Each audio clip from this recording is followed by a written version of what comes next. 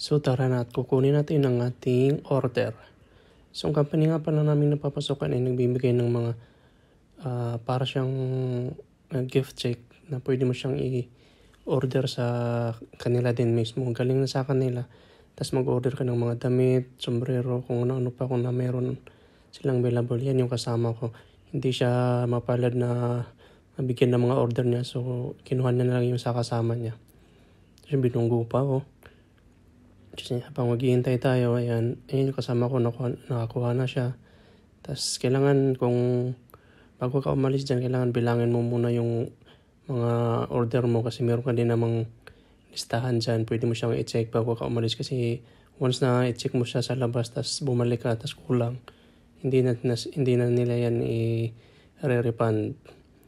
So ayan, naghihintay lang tayo kung kailan tayo tatawagin. At saka kung meron ka din palang sobra dyan, halimbawa mabayad ka ng 5,000 tapos yung order mo lumagpas ng 5,000, so yung sobra doon is babayaran mo ng cash yun.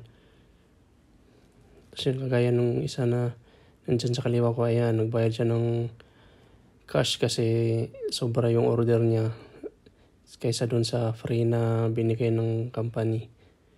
Ayan, tinawag na nga pala yan si Naruto, yung kasama kong parang si Naruto na suot-suot yung buhok ni Tajibunsin Technique. So ayan, tinawag na nga ako, 3033. So yung order ko dyan ay 18, yun ang sabi ni Kuya. So